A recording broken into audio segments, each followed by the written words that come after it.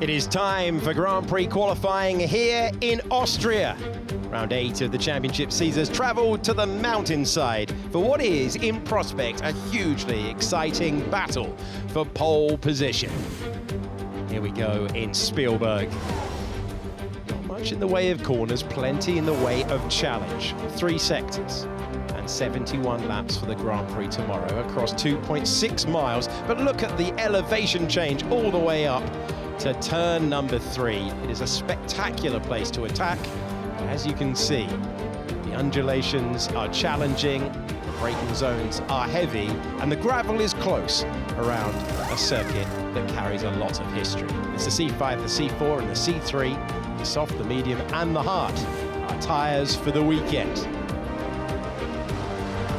A magnificent location and a rapid lap. We are expecting things to be very, very tight. It is a really enjoyable, engaging, and you have to say, in the context of the whole season so far, open qualifying hour ahead of us. Those who miss out at the end of Q1 and Q2, it will not be by a lot. How greedy are you going to get with the apex curves? What can you do by way of rotating the car through the corner?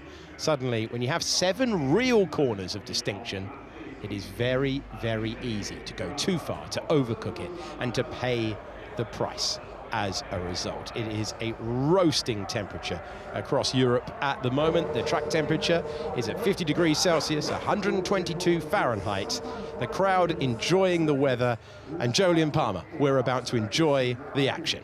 It's been a good weekend so far, loads of action, everyone finding their troubles in various corners around this circuit, and it is a difficult one to piece it all together. Even though there's only 7 corners where the driver makes a difference, making that difference is crucial, and not making errors. The big braking zones have been catching out plenty of drivers, particularly turns 1 and 3. That's turn 1, you can see at the top of the hill there. You've got an even bigger rise up to the top of turn 3 in a slightly bumpy braking zone as well. And then you've got the fast stuff. Hanging on to it through 2 left-handers, 2 right-handers at the end of the lap, keeping it within track limits. There's gravel there now on the outside of turn 9 if you overcook it. They're all going to be finding that last kph of apex speed, carrying a little bit more, finding some more time as the grip level comes up. It's a difficult one to find the lap time around what should be a simple circuit. It is not that. Kimi Antonelli is the championship leader on 156 points. Lewis Hamilton has been in second position for a couple of rounds now. Coming off the back of that win, he doesn't have a Grand Prix pole since 2023. Can he change that today? George Russell in third was our driver that topped practice earlier on. It's Antonelli who has been confident in the early sessions. Russell has been chipping away at his teammates' advantage. Mercedes continue to lead in the Constructors' Championship. They're on 262 points. Then it is Ferrari, McLaren and Red Bull, the big 4. Expected to be the main contenders again today. They are occupying the top 8 places after final practice. Charles Leclerc has been the second Ferrari on the timing page, driver who didn't take part in FP1 due to the rookie rule. We've got to run rookie drivers 4 times across the season, so he sat it out, but he's trying to find an answer to a resurgent Lewis Hamilton's pace. Let's check in with David Coulthard. DC, a winner around this circuit in 2001. It is a few corners, and so the pressure mounts on the heavy braking zones, DC. It does, and I love the fact that we've got elevation change here in amongst those big braking zones, and then just when you get comfortable with the setup of the car, going from 200 miles an hour down to about 40, 50 in some of the tight ones, you've then got these monster corners in the middle of the lap. So it is short, but it's got a little bit of everything. And off the back of Barcelona, which had a little bit of everything, and Prix Silverstone, which has, unsurprisingly, a little bit of everything, I think we're into a sort of roll of racetracks which have similar demands. It just happens much more quickly on this short track. We've had an interrupted calendar so far this year. We have a run now of 4 races in 5 weeks. Traditional European summer, high temperatures, amazing racetracks with history, and I'm delighted to say that we've got a green light at the end of the pit lane, and Cadillac, after 3-point turning their way into the pit lane, have joined that. The mechanics having to push the cars back before they could turn out onto the circuit. Here are the Aston Martins. They're having a really difficult time. They have not got the power from that Honda engine. Enjoyed seeing the marshal in the pit lane getting their yellow flag out. Must have been handed that this morning. Thought, I'm in the pit lane. What are you giving me a yellow flag for? But when someone does need to push back, then he gets a little bit of use. It's a busy time in this European season, but it's also just a run, as you say, DC, of conventional racetracks. And this is the sort of time now where a championship can come alive or the wheels can come off. If you take last year, Lando Norris was not finding it easy. He was struggling around coming into this sort of race. Had a great weekend here and then delivered a win at Silverstone and started to piece together victories that gave him confidence and kept him within title range at the summer break. If you look last year at Kimi Antonelli, it was the opposite story. We went through a really, really tough run of races, got to Belgium, things got even worse, and he barely scored across the whole of the European season. When these races come thick and fast on conventional racetracks, it is a similar sort of scenario week on, week out. And if you find that rhythm, you can make such a difference to your championship at the end. So with that in mind, you've got Ferrari on the prowl. Lewis Hamilton off the back of a win, an upgraded engine for them this weekend. I don't think we've seen that fully so far through practice. And we'll see if they can come alive in Q3 and give either Lewis or Charles a chance to launch a race-winning challenge in tomorrow's Grand Prix. Red Bull with upgrades as well, but you've got that intra-team fight at Mercedes that's going to be critical. Russell chipping away through practice, just about got on top of Antonelli by the end. But before that point, you'd have said Kimi was the stronger, so there's really, really little to separate between them. Yeah, and I think that this isn't just about the overall team picture, you know, where are we on our outright pace when it comes to qualifying. That inter-team battle is what's going to drive forward Ferrari, drive forward McLaren, and of course we're seeing that at Mercedes being played out for what was a two-way battle for that championship until Hamilton's put himself into second, and what is he, 41 points behind? Very much with the reliability we've seen from Mercedes, you know, it could turn around very quickly that he is absolutely a championship contender. Yeah, it has affected the Mercedes drivers. That's the Williams team, the McLaren team, Alpine as well. Have been affected in practice sessions, but not in the races so far. And of course, from the race lead, George Russell in Canada, and then Kimi Antonelli just passed his teammate to move up to second place. That would have put the championship gap between Russell and Antonelli at 71 points. Antonelli had the failure. Mercedes have brought a fix for that for the cars that they can. Lando Norris cannot take another battery unit without getting a penalty, so he is not running the fix that Mercedes have brought for their other cars this weekend. First lap for George Russell then, a little bit wide of the apex at turn 6. Just picking up a touch of wheel spin coming out of the first couple of corners as well. Trying to deploy all of that power. The talk now of the enhanced electric motor for this year. 2 corners to go. Nose cam is a great shot of how low you get over the curb and then use the apex and exit on the final turn. And Russell comes through with a modest 107.8. That is 7/10 away from what he managed earlier on. Yeah, that feels very much like a banker. Feel the car, see where the track has evolved. There's been some other track activities since they were in their final practice session ahead of this qualifying. And also, I think important in this first phase, 22 cars all trying to find space on this short lap. Just get a confidence. What is the car feeling? Is this one that I now... And it looked tight enough, didn't it, Julian? It gave us the impression that he was not caught out by anything on that lap. And he'll know, of course, he has to go a step quicker within the next 2 sessions. Yeah, you want to start from a happy baseline, though. No big snaps. Car in a good place. I'm sure there's a lot more to come there for George, but you want to at least think the car's roughly in the window, that when the track grips up, you know what you're going to do with it. And you can just make incremental gains rather than big leaps, which is what you're looking for if you're a top team heading through qualifying. The other big guns are out there now, Verstappen and Norris, one in main screen, Norris on your picture-in-picture on the left-hand side. The first part of qualifying, to me, is looking tough, obviously for Cadillac and Aston Martin, but Williams as well. Add in Esteban Ocon, who sat out FP1 and hasn't looked comfortable, and they are sort of 7 threats for 6 places in Q1, and that's why they've all gone pretty early. And as you can see on the left-hand side, Ocon just shading Alex Albon in what will probably be the battle to escape Q1. Over the line we go with Max Verstappen now, and he goes ahead of George Russell by 0.4 of a second. Lando Norris going nicely through the middle part of the lap. Norris really leaning on the curb at turn 8. He's been doing that all the way through. Hadjar goes into second position all the way through the weekend for Norris. This is the 10th and final corner of the racetrack, and Lando Norris comes over the line, and he is a 10th quicker than Max Verstappen. Red Bull already showing a little bit more. I've said it earlier on. They do sometimes come alive a bit in qualifying, and look, Hadjar has just done his best lap of the weekend by a mile, 1,000th off Verstappen. Everyone's going to keep improving from that, but they're all getting much closer to the pace. We'll see what Mercedes can do in a moment, but Leclerc comes through, goes slower. What about Hamilton? Hamilton had the fastest first sector so far. He's only 300ths back. Again, he is the lead Ferrari contender on his first push lap of Q1.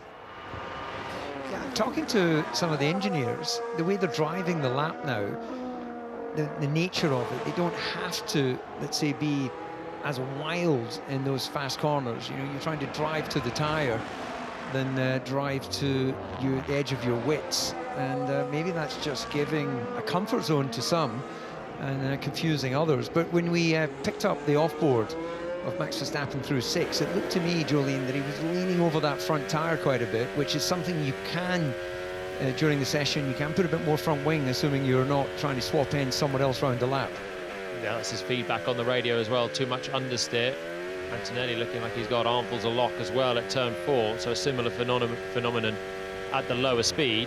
Here we go into 6 then, as we cut away to get a shot of the brushed gravel there for Antonelli and stay clear of it with the fastest middle sector. It seemed that he stayed clear of it by millimetres, which you would call perfection. He's been running that close to it all the way through the weekend. He's devastating in the middle part of the circuit. Over the line again at the end as well. Same through 9 and 10. Yeah, tidy lap for Antonelli. He is top of the pile. 107.083. Then Norris, Hamilton, Verstappen, Hadjar, Piastri and Leclerc. George Russell in 8th position on an outlap as it stands. Form guide for you. It is possible to do multiple push laps on one set of tyres. The driver chasing his 11th Grand Prix pole today. Russell going again on that first set of tyres. So he went out quite early with your usual Q2 hopefuls, really, which is your Williams, Cadillac, Aston Martin teams, plus Esteban Ocon. Russell went with them. Obviously, must be trying to dial himself in a little bit with a setup change between practice and qualifying, which is why he's gone early, got the banker on the board, and now goes again on what is the same tyre, so a scrubbed run, which he managed to find pace on earlier on. It'll be interesting to see just where he delivers on this first sector, because he was sliding the rear through the exit of turn 1, and it's not an improvement. It's a couple of tenths away from the best, so that's not to say that he's not discovering some good intel on this scrub set of tyres, but he's certainly not going quicker. Yeah, to what you were saying, DC, as well, with the tyre and trying to keep it in check, driving to the tyre around even one lap. It's hotter than it's been all weekend. 33.5 degrees air temperature now, track temperature nearly 53 degrees. So these softs, George has been through the pits, he's doing a cool push again, but they are going to struggle to stay alive if you start sliding it early in the lap. Right, 8 minutes to go in the first part of qualifying. Those fearing the exit in Q1 are on their second push laps. George Russell, with that setup change, running with them, even though he is expecting to comfortably get through. He's half a second away from what his teammate has just put together. So Russell finds himself, of the big 4 teams, in the 8th position that puts him at the back of that. Now, second runs, Sainz escapes the drop zone at the moment. What can Alex Albon do over the line in the second Williams? He goes ahead of Carlos Sainz. Crucial lap for him. Yeah, this is the meaningful bit of Q1, really. Everyone else is trying to dial through into Q2 and Q3, but with the field spread that we've seen, it looks like we have those 7 contenders for 6 spots. Alonso will surely be in them because Aston Martin have been woeful so far this weekend. He's in a private battle with Lance Stroll. See what Bottas can do in the second Cadillac here. 2-time winner of this Grand Prix, and he is behind his teammate. 5-2 down in qualifying and race results. when it comes to the matchup at Cadillac. They're 1.9 seconds away. Albon is winning this battle to escape those who have been struggling so far this weekend. Hulkenberg with a huge moment, trying to summon speed that might not be there for the Audi. Yeah, wider than would be ideal. Manages to keep it shy of the gravel. But whether this will, well, he's certainly on an improved overall lap. And again, you see it sparking through the dip there at the final corner. It's the classic same set of tyres starting to overheat from early on in the lap, and then it gets worse and worse. Ocon also actually chose to not put on a new set of tyres. That's why he's down in 20th place and back in the pits. He went for a second run, but on the same set of tyres he used earlier. So maybe feeling a bit more confidence in the Haas that they've changed plan and they'll try and keep a set of tyres through for Q2. But he's got to make it there, and he's got to do it from a pressure situation now down in 20th. At the front, Kimi Antonelli, Lando Norris, Lewis Hamilton are covered by 0.2 of a second. Red Bull very close together in terms of the cars, separated by 1,000th of a second across the line. This was a dramatic lap for Hulkenberg, trying to summon grip from the Pirellis that wasn't there and bouncing off the apex curb as a result at 10. Yeah, does he hit the inside cone? No, misses it, but I think he dipped into bottom out in the corner, and that gave him some lack of load in the front axle, gave him a bit of understeer, and he had that correction, which meant he didn't improve in that final sector. We're getting a very clear, at this early stage, a very clear sort of two-tier Formula One. 3 if you wanted to include, of course, Aston at the end there, but you've got that top 4 teams all sort of grouped together within a few tenths, and then there's another similar gap to the next group headed up by Gasly. So, having just seen Hulkenberg showcase his skills with the final turn, he was last in qualifying last year. Out in 20th, we now have 22 on the grid. Welcome to Cadillac. 20th on the grid last year in Q1. Yeah, just a bit similar to the P3 runs, four-wheel sliding. Sounds a bit downbeat, doesn't he? Yeah, that voice is not the voice of optimism. It's almost like resigning himself to the challenge ahead. But, well, sports people have an amazing ability to reset and go again. And tennis is probably one of the best examples of that, because the points just keep coming thick and fast. So he'll have a look at what his teammate's done. He gets the spy in the cab to understand exactly how he delivered that lap time. And then he's going to go out and pray that the grip and balance is there for him to copycat that.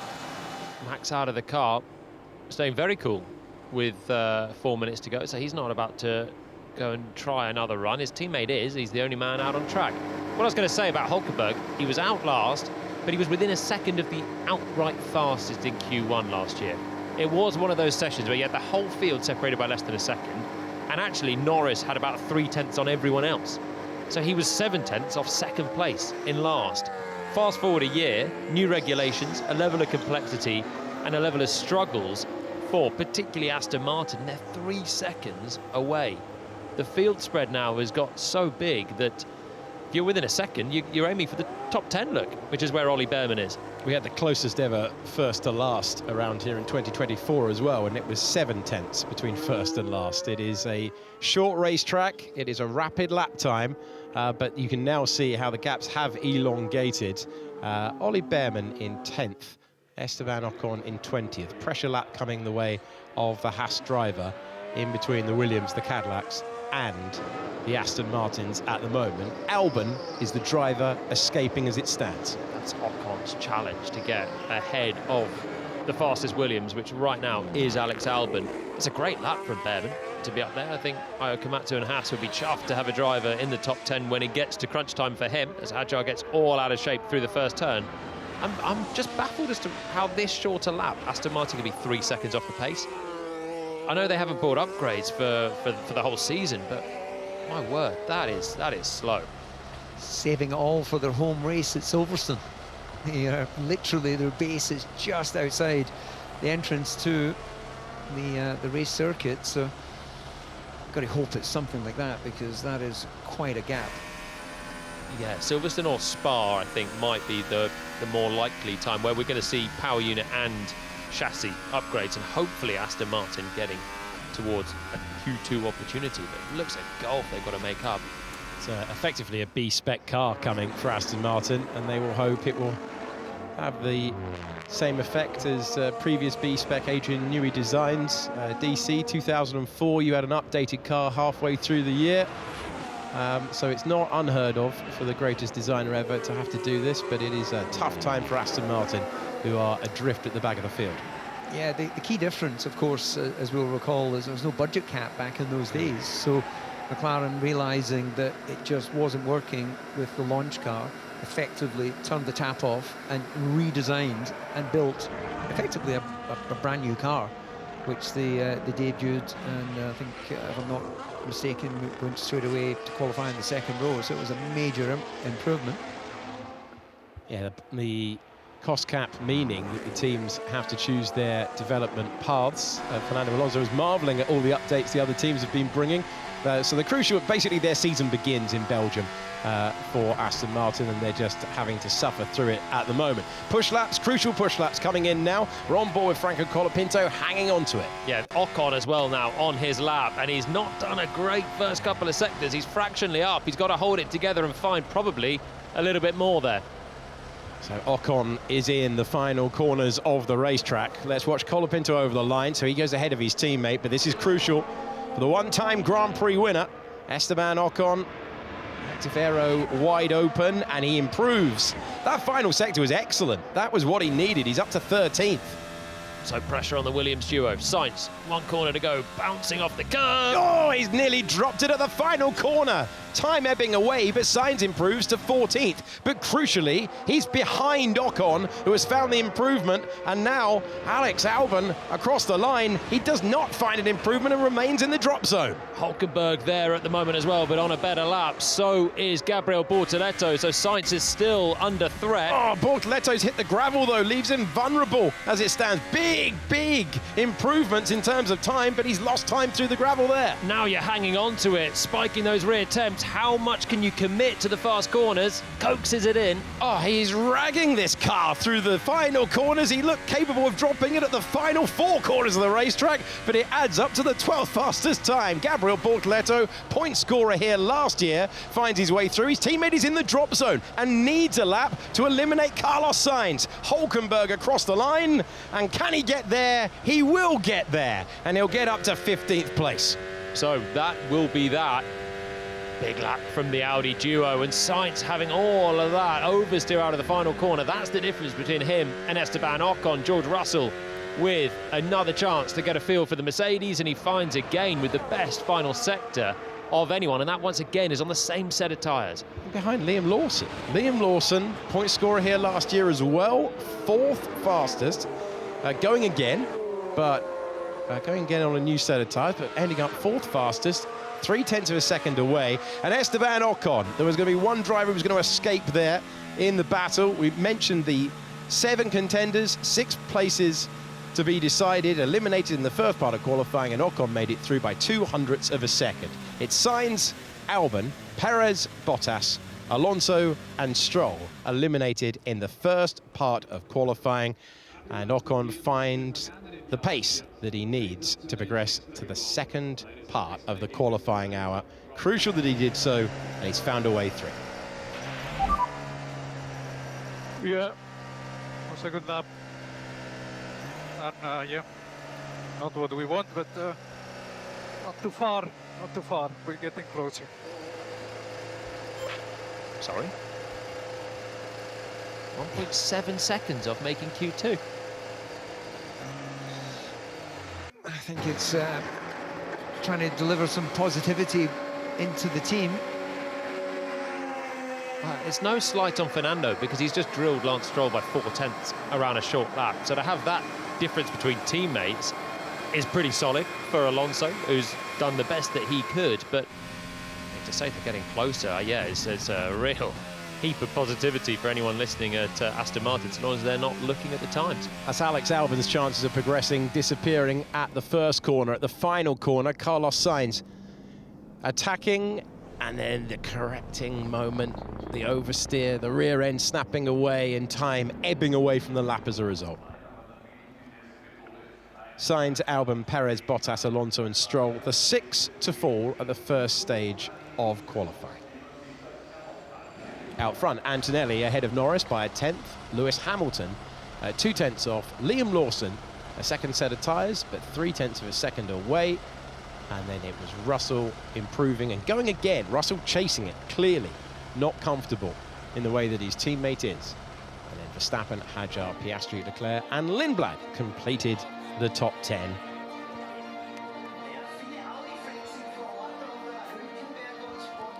We are building up to the second part of Grand Prix qualifying here on the mountainside in Austria, where it's Antonelli, Norris, Hamilton, Lawson, Russell and Verstappen, the top 6, and the bottom 6, Sainz, Albon, Perez, Bottas, Alonso and Stroll. Let's get some analysis now for one of the laps that needed to improve. Alex Brundle can take us through.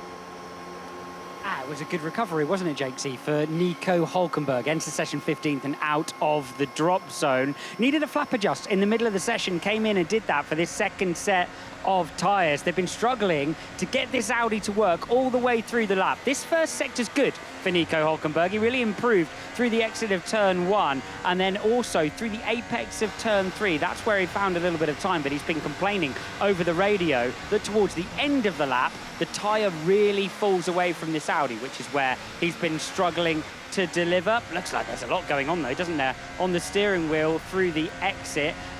Just took a little bit of front end out of the car and it gave him the performance he needed just to make it through to the next phase of qualifying. Nice and neat through the mid-corner of turn 3, and it's really from turn 6 onwards that he's been explaining to the team where he started to struggle with the tyre. Track temperature's monumentally high, of course, on this softest compound. They did throw another new set at it towards the end of qualifying. I think their Audi is really low as well in terms of its ride height. We saw it sparking, and listen to this. Here it's scraping the floor over the curb, and again, bang, through the mid-corner of turn 10. It's very aggressive on the bumps. We saw that generate a moment for Hülkenberg on his previous attempt. So perhaps a little bit dicey with the ride height of the Audi to try to get the most out of it in qualifying. In any case, they'll have to go dicey again because it's going to be in Q2. Thank you, Alex. Gabriel Bortoleto and Nico Hülkenberg having an adventure around the 10 turns of Spielberg, but both making it through.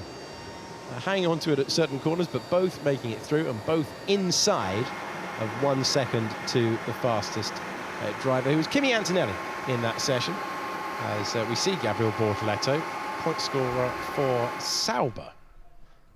And is it millimetre perfect? No, it's a full-blown brush of the gravel. We saw it on board, that's what it looked like from the curb cap. And then you've got to pick yourself up and dial straight in for the next apex. It's just over the lip of the concrete on the outside there.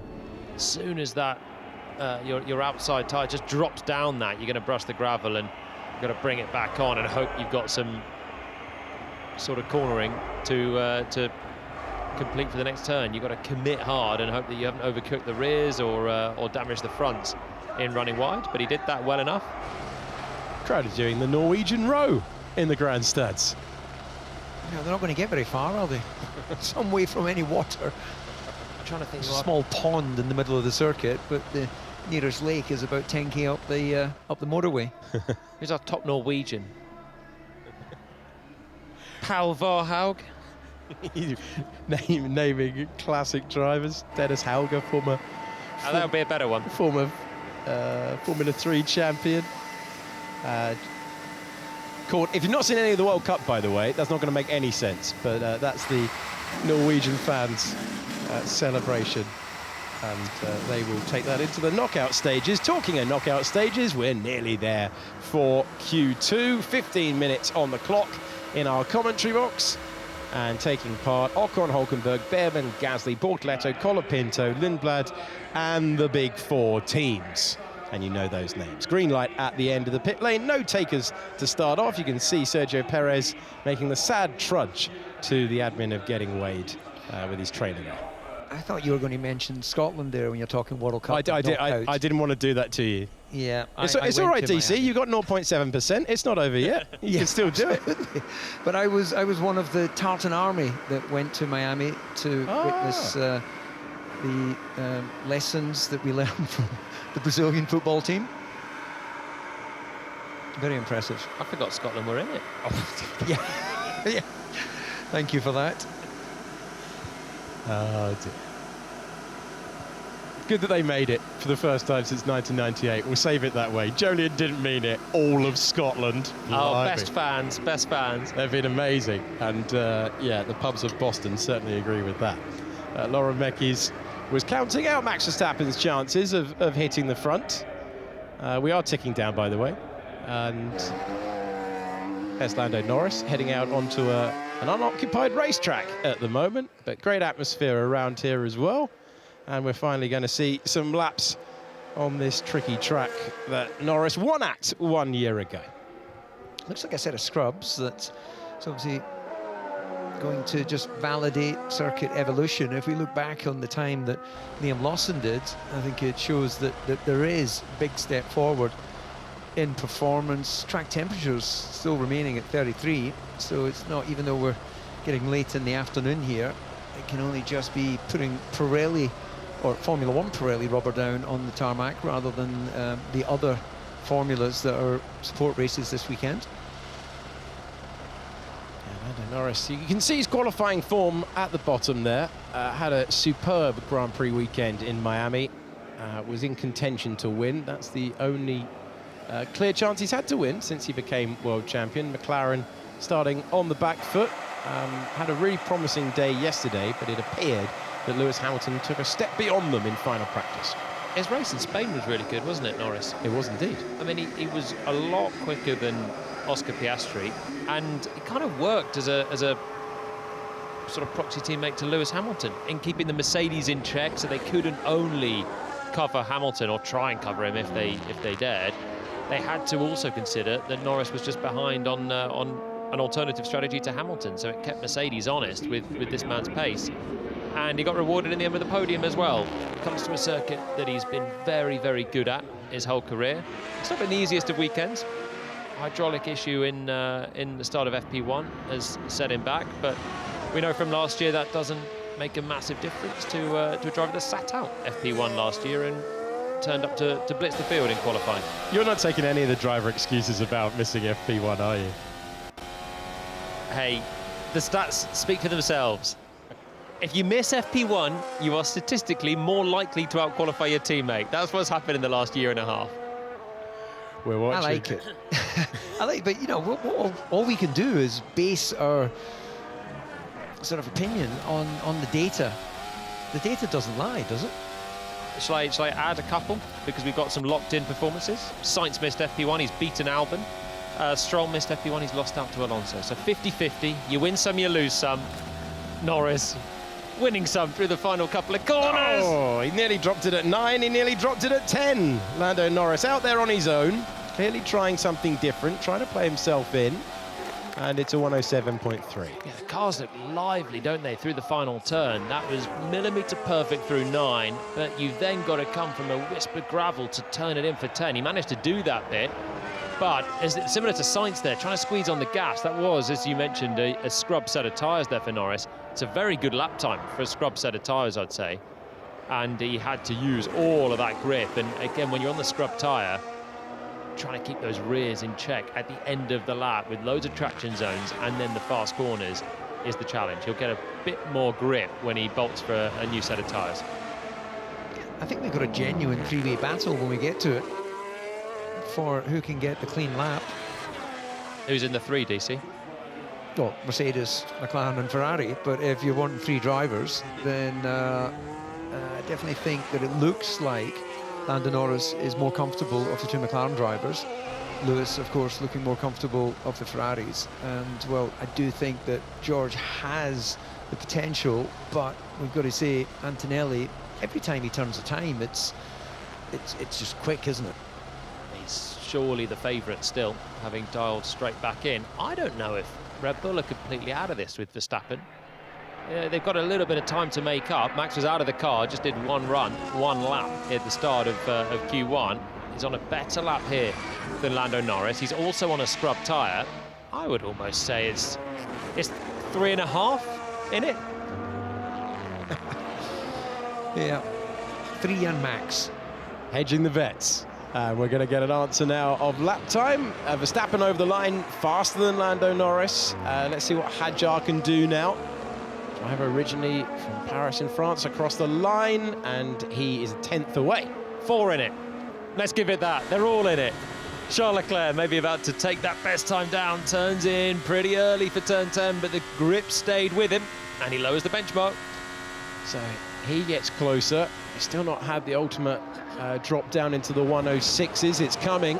That is a new set of tyres for Leclerc. This is a new set of tyres for Hamilton as well. So on the evidence of the weekend, you'd expect Lewis Hamilton to take us into the 1/6s, but he doesn't. He misses out. He's 9 thousandths slower than Charles Leclerc on that lap. And it's Leclerc, Hamilton, Verstappen, Hadjar, Norris as well. And then it's Lawson and Arvid Lindblad just behind. Lindblad with his first visit to this circuit in Formula One, the sole rookie driver in the field. Behrman working his way through the last turn, goes ahead of teammate Esteban Ocon across the line. He's in 8th, Ocon is in 9th. Here's Gasly, had a spin here last year at that corner, and he was collecting it again out of turn 10. He goes ahead, best of the rest race, he finds himself ahead of Lawson and Lindblad.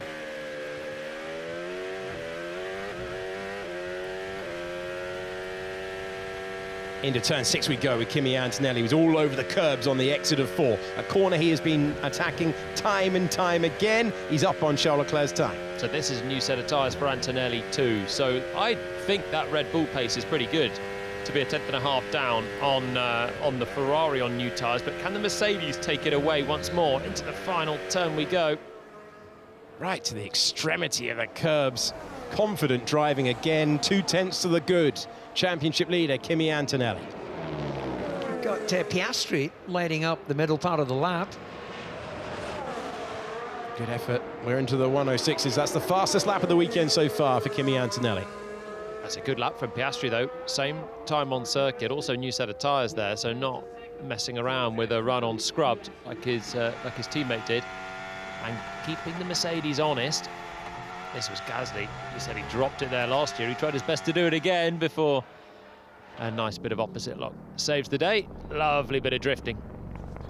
Yeah, it's a tricky little final corner because as you turn in, you actually want to be on a slightly shallower line than would be normal, but it's the nature of that sort of bottoming out, as we see going right up over the top of the sausage curve there, and not an ideal line through turn 3. He's obviously gone a bit deep in the braking. Well, Russell's in a bit of trouble here. Mentioned earlier on, he just doesn't feel the grip on either axle. That was in Q1. He chipped away through FP3 from a sort of half a second deficit to his teammate to just pip him right at the end. But he's not able to just turn these tyres on like a light switch. Every time Antonelli goes out, he finds grip. Every time Russell goes out, he doesn't know what he's finding. He just doesn't know where he can brake, how he can attack. The center line of my right front tyre looks like it's got some weird lines in it. Well, Piastri was surprised with how quick he was able to go earlier on in practice, and he's just reporting the tyre set slightly different there to his team. Good enough for second fastest at the moment.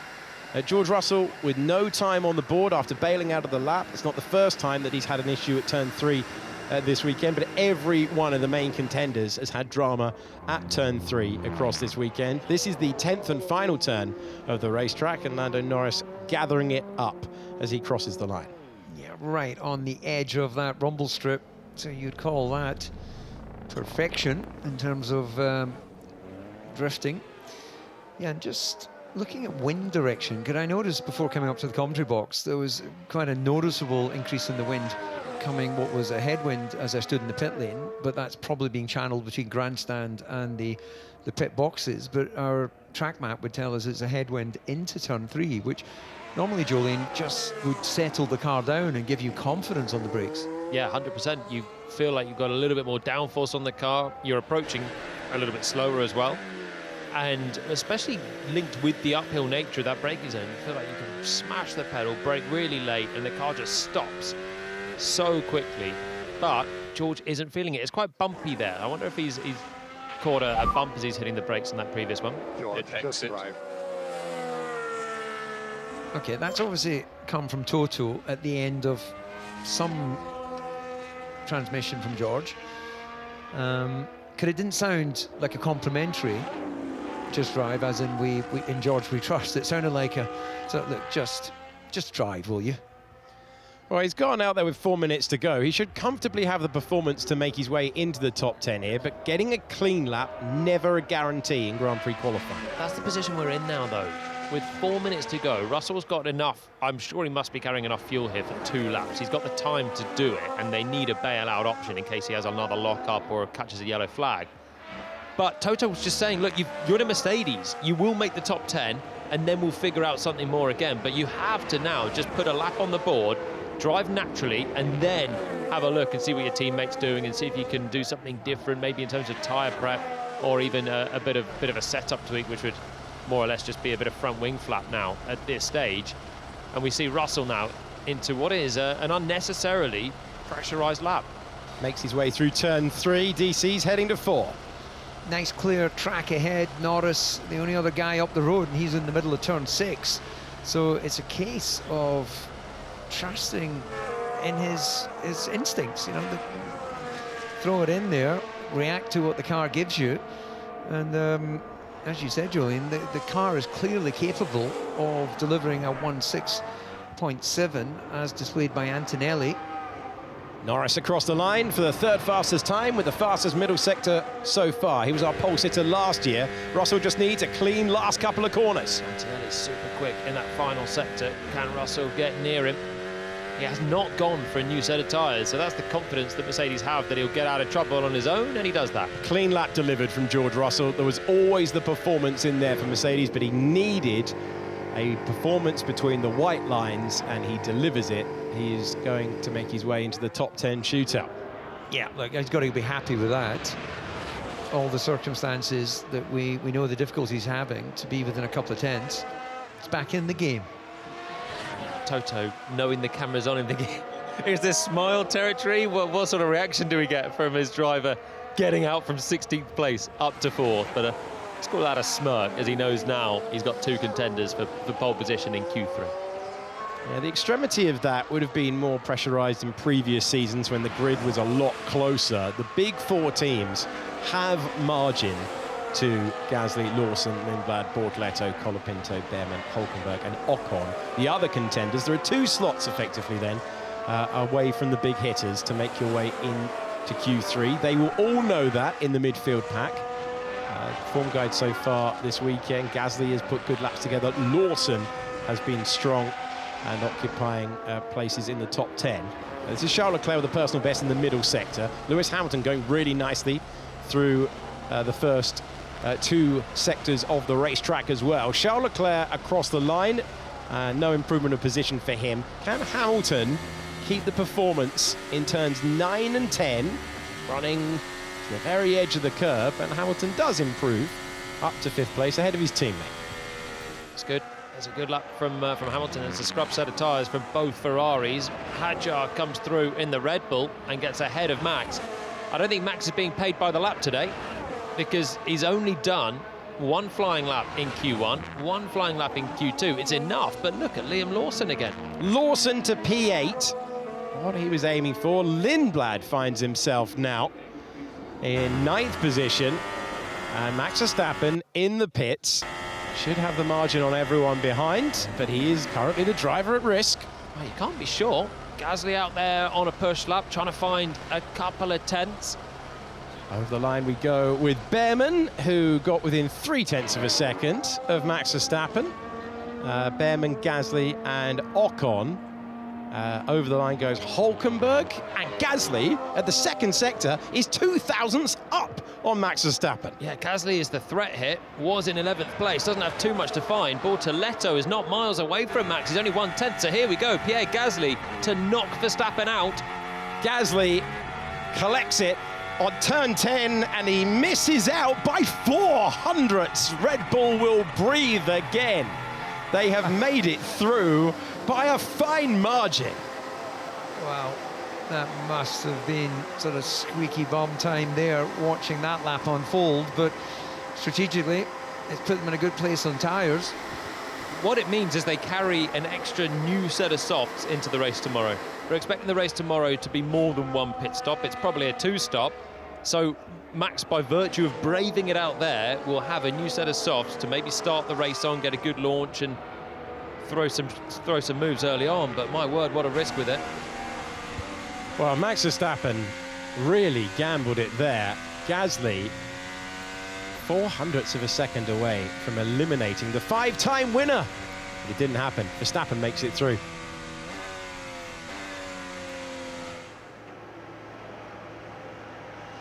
Gasly, Bortoleto, Behrman, Hulkenberg, Ocon, Colapinto.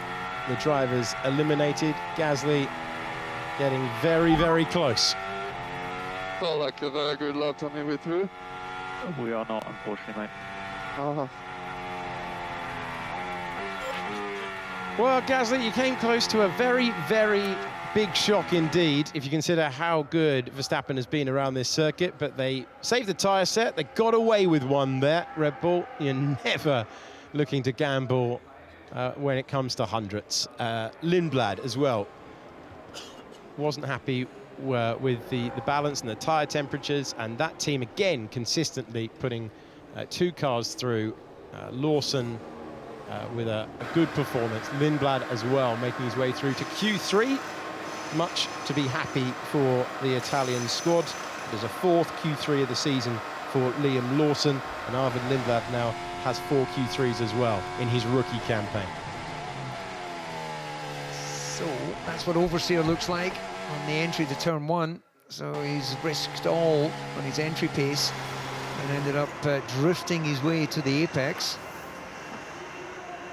He was actually the fastest man of anyone over the start-finish line there, Franco Colapinto, and maybe arrived a little quicker than he was expecting. Did well to save it, but he doesn't save his qualifying.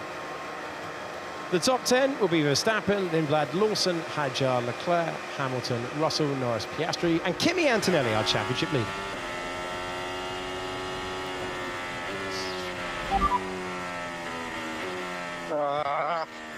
That was all she had, really, guys. That was a really, really good lap.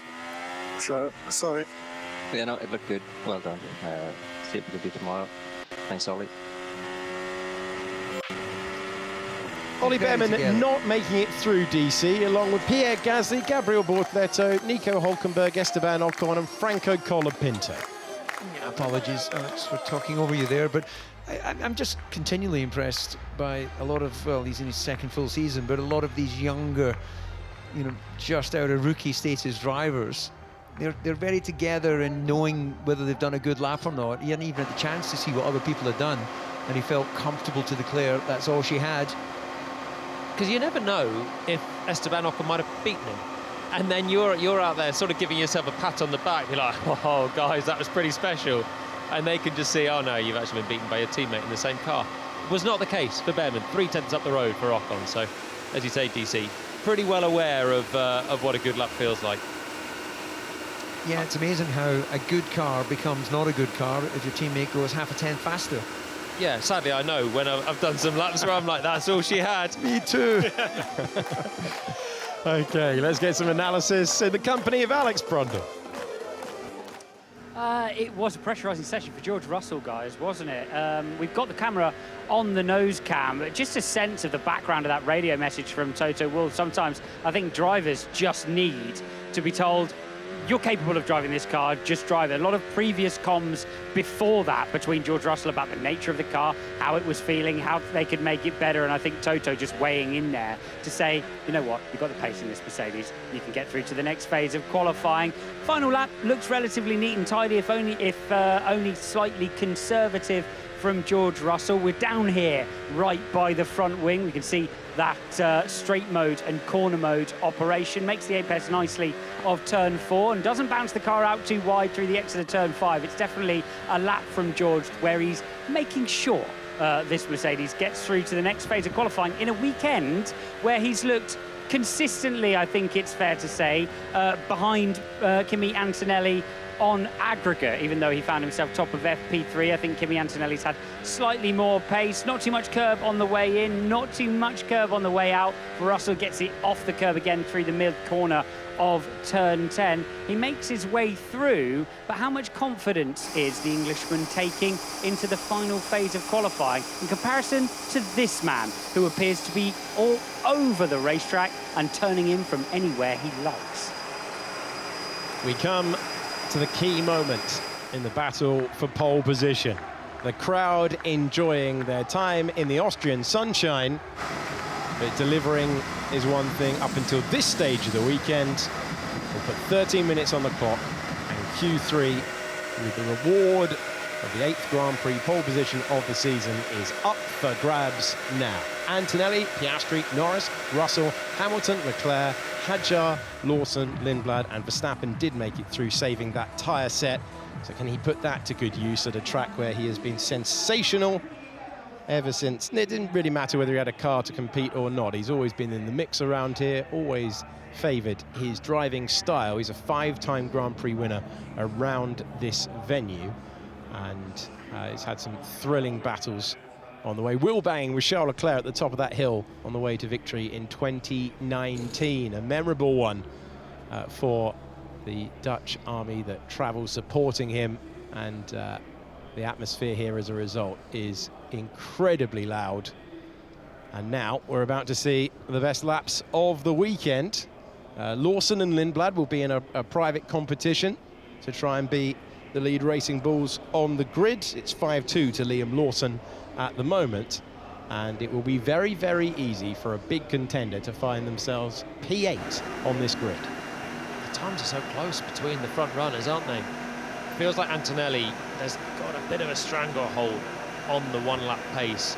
It's just the consistency that he can do it, but he's not at the pressure of having to do it when it really matters, which is right now in Q3. The McLarens are getting closer.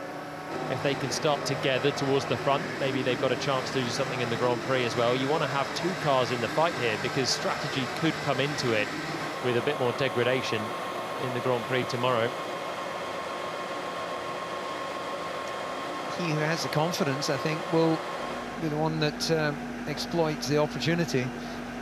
It's such a marginal track, isn't it, to deliver the lap time. Every corner has its own little unique challenge. Turn 1, you've got a fairly short braking zone, short apex, and then you're hanging out on the yellow curb as you then rise up into 3, the biggest of stops. And then likewise slightly more open into turn 4. There's 2 mighty middle corners, which is all about aero and confidence. And then, as we've been describing, those final 2 turns, especially the last one, is giving us some great displays of tyres are done, drivers are eager to get the power in, and it's all drifting its way to the start-finish line. 7 corners should be simple, but none of them are simple. Every single one of them has a unique challenge around here. The first 3, it's all about braking, finding your apex, clipping a bit of curb, if you so wish. We've seen more and more of that this year, especially at turn 3, and then finding the traction as well. That middle sector, you've got 2 fast corners then, 2 lefts and then 2 rights. The first one brings you straight out into the entry pretty much of the second one. And as you say, DC, getting that hooked up right at the end of the lap as well. How many laps have we seen just seep time with a bit of oversteer or broken traction out of the final turn? It can make all the difference later on as well. So we're going to get first attempts coming up right now. New tyres on board Charles Leclerc's Ferrari. All eyes on the mechanic at the front of the garage, waiting for the signal to release the car. Power of the hand there. And here is our championship leader and driver, who has been aggressive since his first lap of the weekend. He has set an exam question for George Russell to try and figure out how to catch him. Russell, though, was fastest at the end of final practice. It's the only part of this weekend so far that Antonelli has not topped the timing page. This is one of those racetracks where you want to put a good banker in Q3. You can lose count of the amount of times drivers haven't got a second run in the final part of qualifying, and pole is decided by nailing this run. it's so easy for someone else to spit it off, run through the gravel, have a spin on the big braking zones, pushing for the last hundredths of a second right at the end. So this is an all-important first run to give yourself a banker, give yourself a chance of pole, and at least a load of confidence to then push the limit and beyond in the final run to find hundredths rather than digging yourself out tenths. Yeah, you'd like to imagine it would be the final lap of the dying moments of the session, but as we know, the margins here are so tight that delivering a lap here, vitally important. No issue really with getting track position with only the 10 cars out there on track, but there is no finer moment in Formula One when you're getting into the final part of qualifying, new tyres on the car, no real worry about where traffic is. It's the moment to shine. So Antonelli is the 9th car out onto circuit. Behind him is George Russell. The first car out onto circuit is Lando Norris, starting a flying lap right now. So he's going to come past the two Mercedes on his flyer, and then he'll have to jump out of the way. Easy for everyone to find a bit of clear track. There's long straights to look ahead and behind. Here comes Lando. So the driver that won the Grand Prix 1 year ago, trying to give himself a foundation to attack on the second run. Hang tight to the sausage curve on the exit of turn number 1, and then this is such a power-sensitive sector of the racetrack, and he'll put his time on the board of a 16.6. Norris attacking into turn 3 now. That's a good first sector. Was he a bit hot into turn 3 there? Looked like he had a lot of turning to do towards the exit still, and it's quite an important punch down the hill towards turn 4. First sector's decent. Big hit on the brakes again.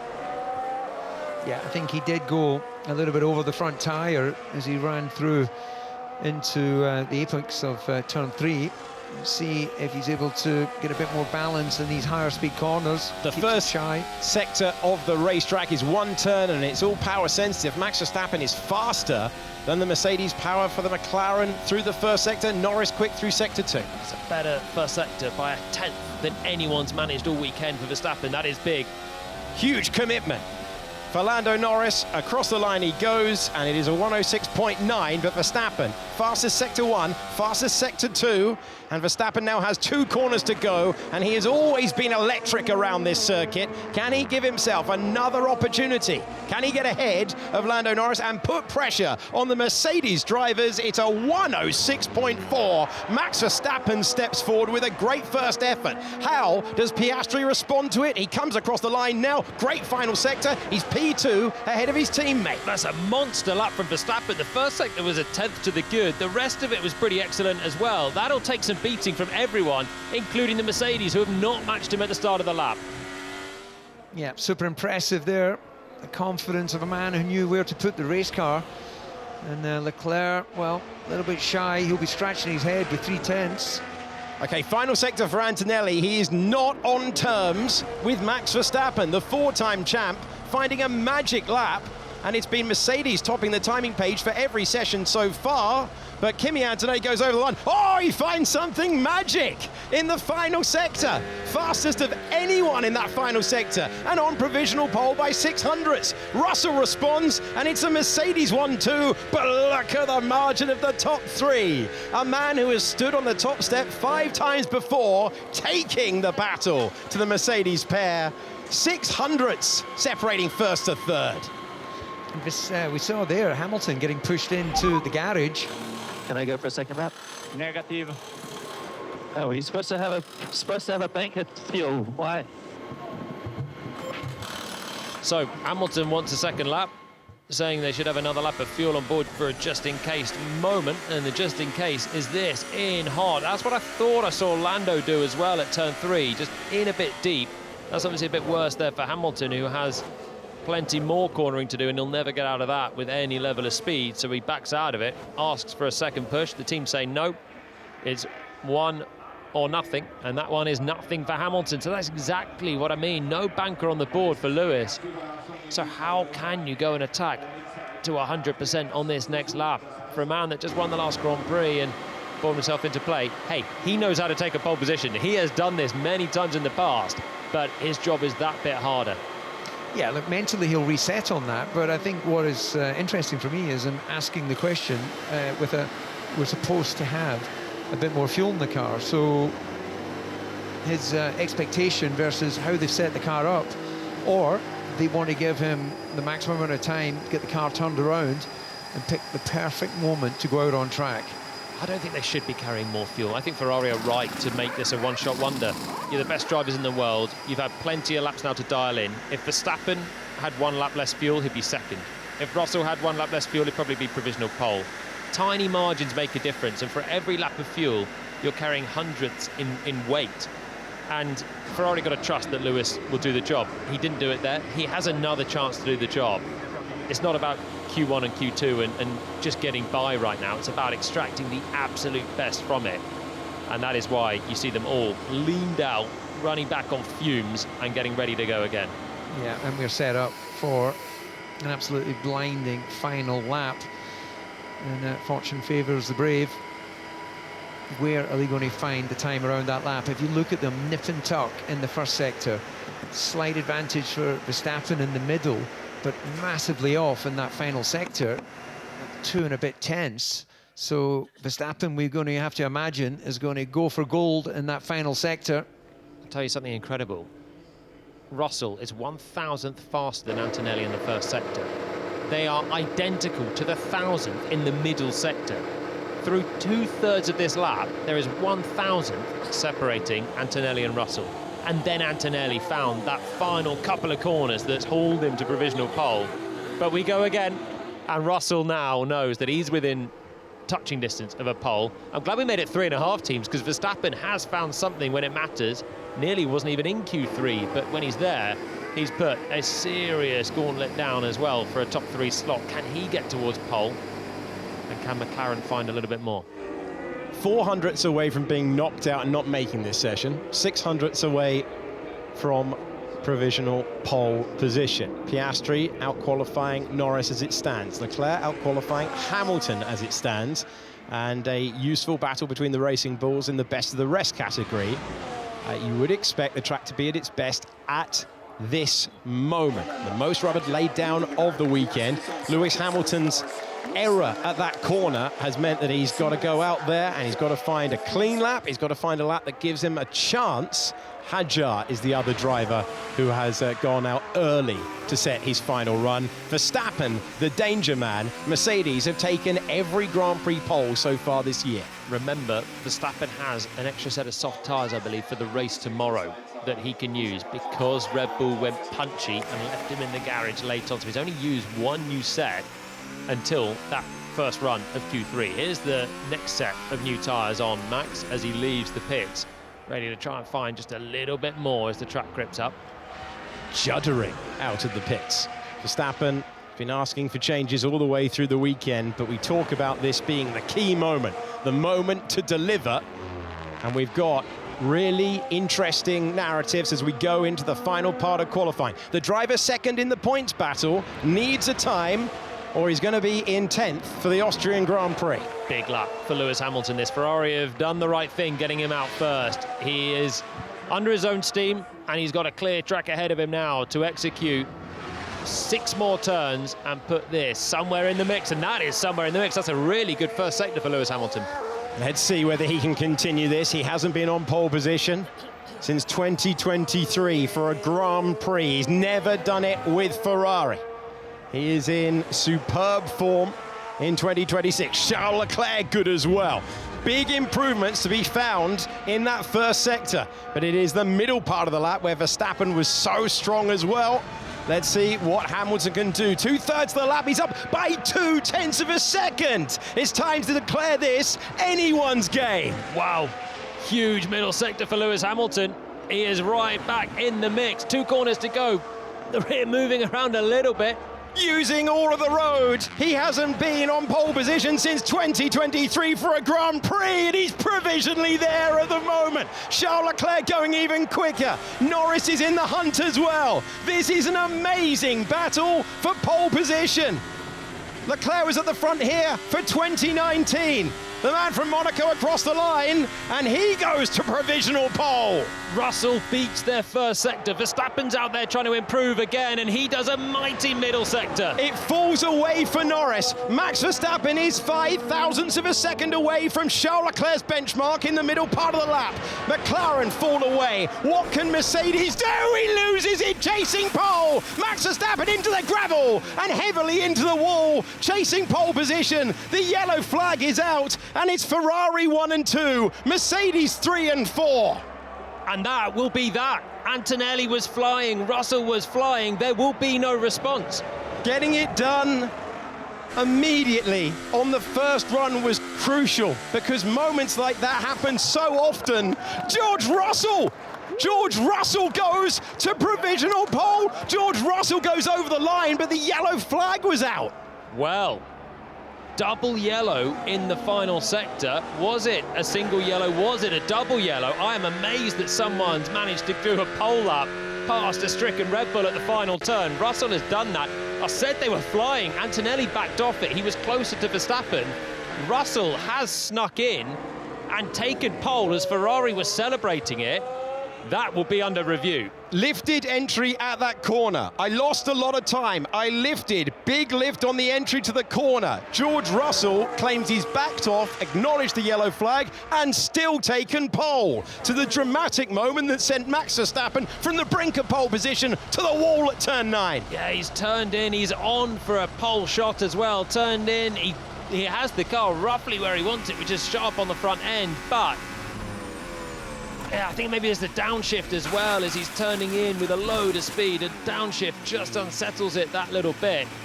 And that is Max spinning off into the barrier, and that's where he will stay out there. So you've got Antonelli backing off from a personal best first and second sector. Russell comes through and improves. We haven't seen the final sector. He hasn't done the fastest final sector of anyone. He's arguing that he's lifted off, and the stewards will have a look. Well, that is the definition of controversial. Kimi Antonelli backs off. Let's go on board with George Russell and look at the signals that he gets. Listen in.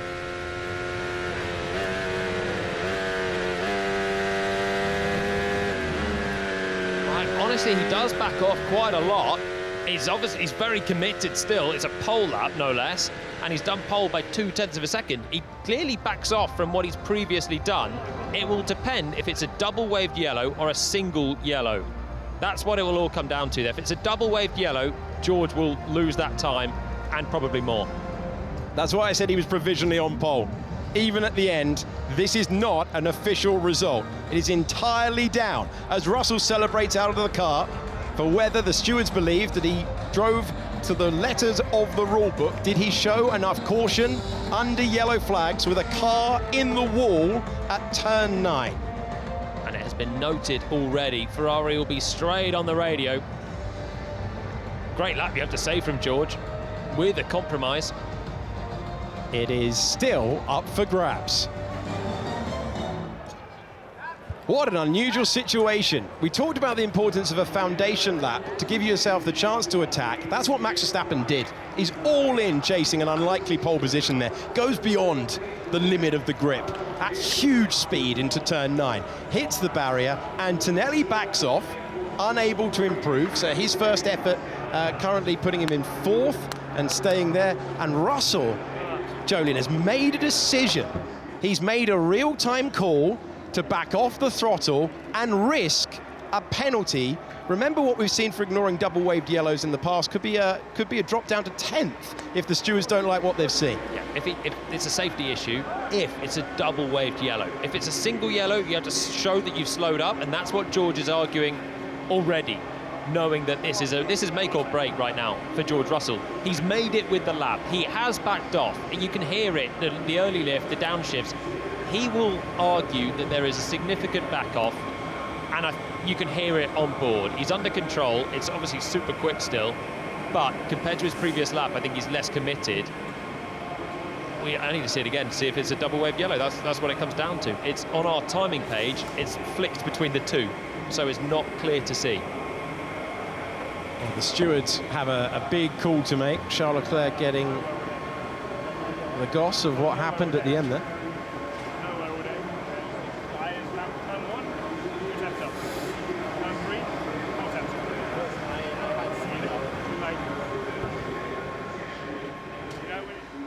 A dramatic end to the third and final part of qualifying. Saw Max Verstappen into the wall. Championship leader Kimi Antonelli back off under yellow flags. It looked like Charles Leclerc had taken his second Grand Prix pole, third Grand Prix pole around this circuit, but Russell improving at the last.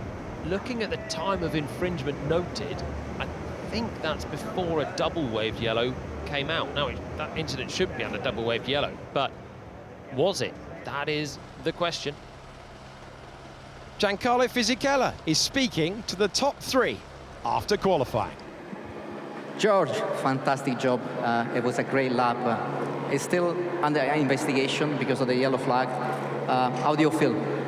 I feel incredible. It was such an amazing lap. I saw the yellow. I had a big lift into the corner. I was 5 tenths up, and I came out the last corner 2.5 tenths up. So, you know, it was a single yellow as well, not a double. So, should be okay. It was a tough day, but it was so special to get that lap, and everything felt so sweet. So, really proud of the job we all did. Great job. Thank you.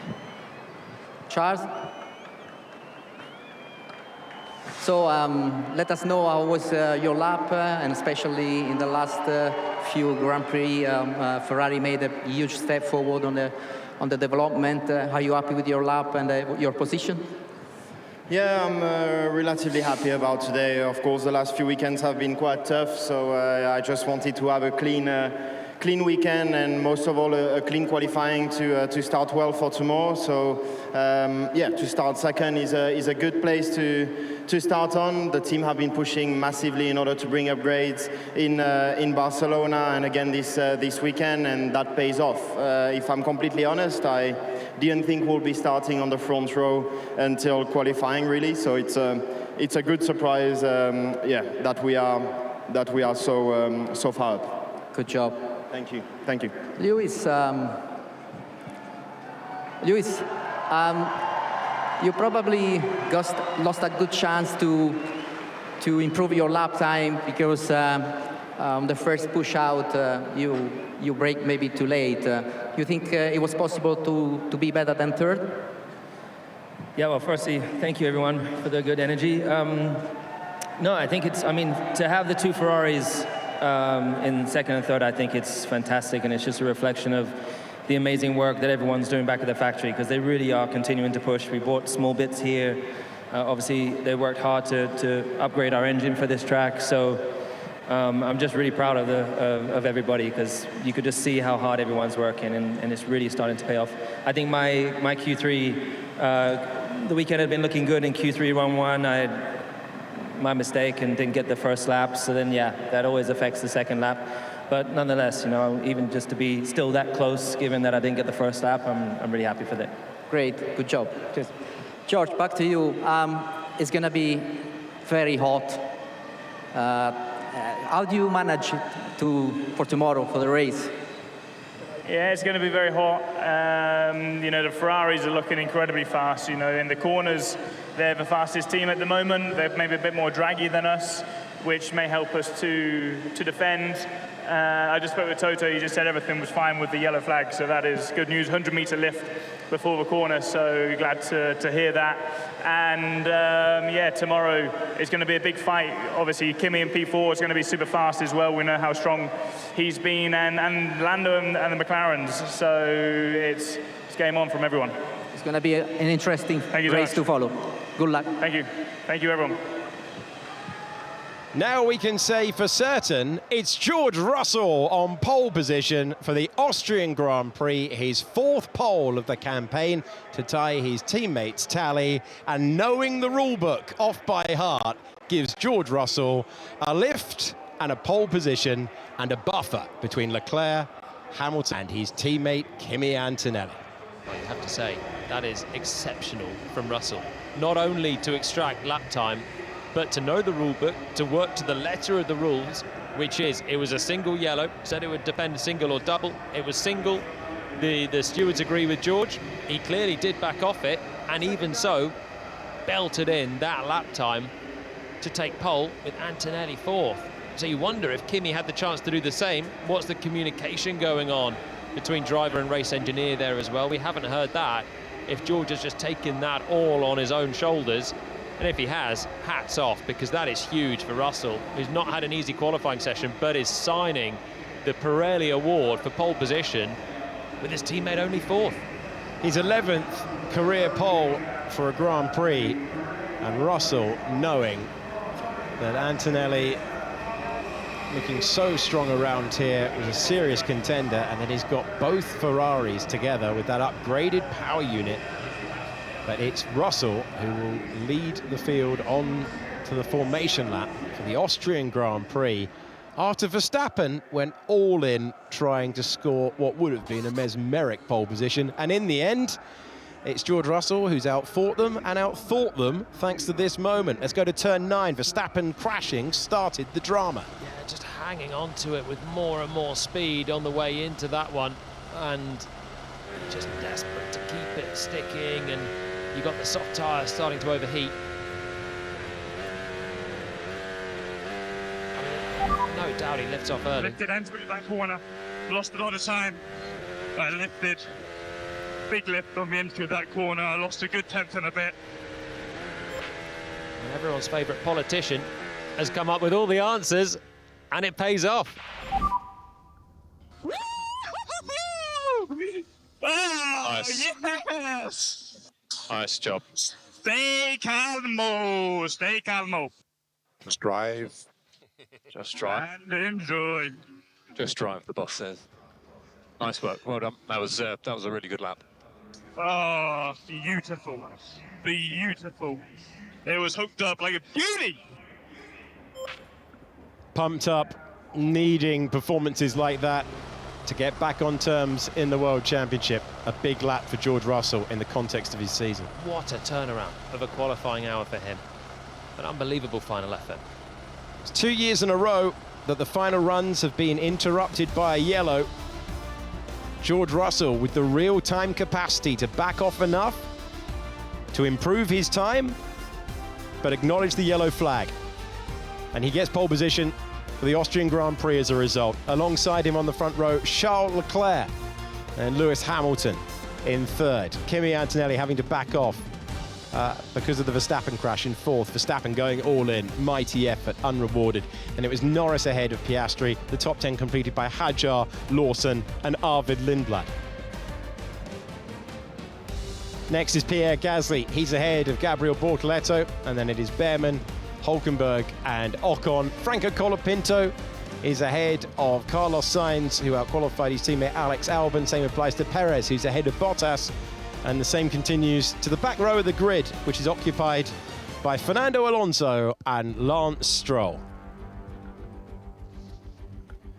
It was in the balance there. It looked like Mercedes' stranglehold over Grand Prix poles this year was potentially going to fall maybe to Verstappen, maybe to Ferrari, and Russell knows his rule book, and he's the driver to beat tomorrow at the Austrian Grand Prix. Thank you for your company. We'll see you tomorrow when Formula One returns. Goodbye.